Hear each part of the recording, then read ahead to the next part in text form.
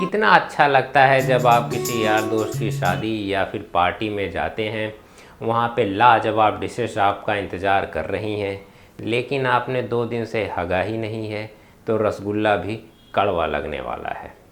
इस वीडियो में हम कॉन्स्टिपेशन के रूट कॉज को तो जानेंगे ही, लेकिन साथ में कुछ घरेलू उपाय और एक बेहतरीन एक्सरसाइज के बारे में जानेंगे जो डेफिनेटली है कि आपको हेल्प करेगी। तो फिर चलिए वीडियो शुरू करते हैं। कॉन्स्टिपेशन का सबसे बड़ा रीज़न है इम्बैलेंस एयर फ्लो। कहने का मतलब है कि हमारे बॉडी के अंदर में जितने भी मूवमेंट होते हैं, फिर चाहे वो सांसों का मूवमेंट हो, ब्लड हो, इवन बाउल मूवमेंट, इन सब के लिए एक एनर्जी रिस्पॉन्सिबल है वात। अब अगर ये इम्बैलेंस होता है तो फिर हमें कॉन्स्टिपेशन की प्रॉब्लम हो जाती है। यहाँ पे एक सवाल आना तो लाजमी है कि आखिर वात इम्बैलेंस होता कैसे है। देखिए, भगवान ने हम सब के शरीर के अंदर एक नेचुरल टाइम टेबल डाल के रखा है और उम्मीद यही रहती है कि हमारी शरीर वो टाइम टेबल को फॉलो करेगी। एग्जाम्पल के लिए आप एक घड़ी देखिए, सर्काडियन रिदम, इसके हिसाब से ऊपर वाला चाहता है कि 6 बजे के आसपास हम पुट्टी करें। लेकिन आजकल हमारी लाइफ काफ़ी अस्त व्यस्त दौड़ भाग भरी हो गई है। हम एक रूटीन से स्टिक नहीं रह पाते हैं, कभी ऊपर कभी नीचे, कभी आगे कभी पीछे, तो जिसकी वजह से फिर हमारे शरीर में एयर फ्लो यानी वात एनर्जी इम्बैलेंस होती है और अल्टीमेटली हमको कॉन्स्टिपेशन की प्रॉब्लम हो जाती है। रीज़न नंबर 2, पुअर डाइटिंग या फिर यूँ कहें कि खाने में फाइबर की कमी। अब ये बात हम और आप तो जानते ही होंगे कि खाने में अगर फाइबर कम है तो फिर पक्का है कि कब्ज होनी है। अगर आप गौर करेंगे, जो हमारी देसी खाने की स्टाइल है, जो रीजनल फूड्स हैं, उनके अंदर फाइबर की कोई कमी नहीं है। लेकिन आजकल थोड़ा सा चेंज आ गया है, डाइट भी वेस्टर्नाइज हो गई है और वेस्टर्न डाइट की सबसे बड़ी प्रॉब्लम यही है कि उनके अंदर फाइबर काफ़ी कम रहता है। ऑन एन एवरेज दिन भर में 15 से 18 ग्राम फाइबर मिलता है वेस्टर्न डाइट में, जबकि हमें चाहिए कितना, 25 ग्राम। तो डेली 8 से 10 ग्राम फाइबर आप कम खा रहे हैं, यानी कि साल भर में लगभग 3.5 किलो फाइबर तो आप कम खा रहे हैं। तो ऑब्वियसली है कि कॉन्स्टिपेशन तो होगा ही। Reason number 3, genetics. आप बिल्कुल सही सुन रहे हैं, जेनेटिक्स का असर हमारे एलिमिनेशन प्रोसेस पे पड़ता है। हमारा पूरा एलिमिनेशन सिस्टम इस बात की यूज टू हो जाता है या फिर उसकी टेंडेंसी बन जाती है कि वो कुछ वेस्टेज को अपने अंदर ही होल्ड कर ले, पूरा का पूरा वो रिलीज़ करता ही नहीं है। तो इस कंडीशन में आप सब कुछ अच्छे से फॉलो कर रहे हैं, लेकिन फिर भी आपको दूसरे तीसरे महीने एक बार कॉन्स्टिपेशन हो ही जाएगा। पर टेंशन वाली कोई बात नहीं है, हमारे पास कुछ घरेलू उपाय भी हैं जो डेफिनेटली है कि आपको इन सारी समस्याओं से छुटकारा देंगे।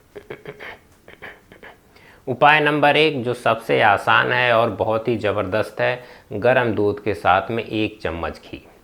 आपको अगर झट से 10-15 मिनट में कॉन्स्टिपेशन से थोड़ा रिलीफ पाना है, हल्का फील करना है, तो ये डेफिनेटली है कि आपकी हेल्प करेगा।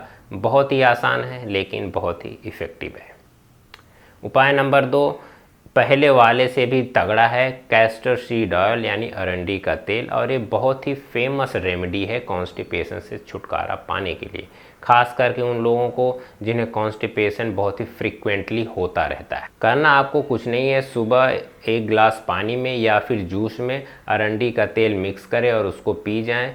पीने के 15 से 20 मिनट बाद आपका वॉशरूम के चक्कर लगाना शुरू हो जाएगा। और ये इतनी इफ़ेक्टिव मेडिसिन है कि इसके बारे में लोग कहते हैं कि रात में इसे आप कभी ना लें, नहीं तो फिर आपको वॉशरूम के अंदर ही सोना पड़ सकता है। वैसे अगर आप इन दोनों रेमेडी के ऊपर गौर करेंगे तो इसमें कहीं भी फाइबर हमने ऐड नहीं किया है, जबकि हम सबको पता है कि अगर फाइबर कम रहता है तो कॉन्स्टिपेशन होता है। इसका मतलब है कि फाइबर डालने से कॉन्स्टिपेशन नहीं होगा, जो कि पूरा सही नहीं है, किसी किसी केस के लिए है। मेन रीज़न कॉन्स्टिपेशन का आ जाता है कि जब स्टूल हमारे इंटेस्टाइन से पास नहीं हो पाता है, वो फंस जाता है। तो इस केस में जब हम घी लेते हैं या फिर ऑयल लेते हैं, कोई भी ऐसी लैक्सेटिव प्रॉपर्टी वाली चीज़ें, वो हमारे इंटेस्टाइन को पूरा पेंटिंग कर देती हैं, कोटिंग, जिससे कि स्टूल आराम से पास हो जाता है। उपाय नंबर 3, अगर वाकई में आपके डाइट में फाइबर की कमी है तो फिर इसबगोल की भूसी से बेहतरीन सप्लीमेंट आपके लिए कुछ भी नहीं है। कॉन्स्टिपेशन को ख़त्म करने के लिए, ओवरऑल आपके पूरे डाइजेशन को रेगुलेट करने के लिए। आपको एक बात पता होनी चाहिए कि ये भूसी 100% फाइबर है, इसके अंदर 0 कैलोरीज पाई जाती है।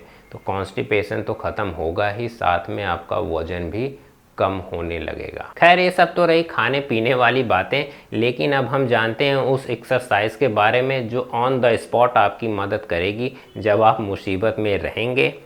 अब ध्यान से देखिए, कुछ इस तरह से स्क्वाटिंग पोजीशन में बैठने से मेरा जो हील है वो बिल्कुल ऊपर है, तो इसके वजह से मैं लोअर बेली पे प्रेशर पड़ता है और जो फंसा हुआ वेस्टेज है वो धीरे धीरे बाहर निकलने लगता है। अब इस पोजीशन में बैठने के लिए पहले 1-2 बार आप थोड़ा नॉर्मल प्रैक्टिस कर लें, और एक बात का और, आप सिर्फ़ और सिर्फ इसे इंडियन स्टाइल के वॉशरूम में ही ट्राई कर सकते हैं। अगर आपका वेस्टर्न वाला है तो फिर आपको बैठने के लिए थोड़ा ऐसे आगे की तरफ झुकना पड़ेगा, जिससे कि अगेन जो हमारा लेफ़्ट हैंड साइड का लोअर बेली है उस पर थोड़ा जोर पड़े और स्टूल आराम से बाहर निकल जाए। Exercise number 2, massage. अब जैसा भी हम जान रहे हैं कि वेस्टेज है हमारा वो लेफ़्ट हैंड साइड में फंसा हुआ है, तो पेट की हम मसाज राइट हैंड साइड से शुरू करेंगे और उसको लेफ़्ट हैंड साइड पे लोअर की तरफ जाके एंड कर देंगे। इससे भी थोड़ा बहुत रिलैक्स तो आपको मिलता ही है। बाकी आपको हमारा कंटेंट कैसा लग रहा है एक बार कमेंट बॉक्स में ज़रूर बताएं। चैनल को सब्सक्राइब कर दें और वीडियो को like. Thank you for watching, bye bye.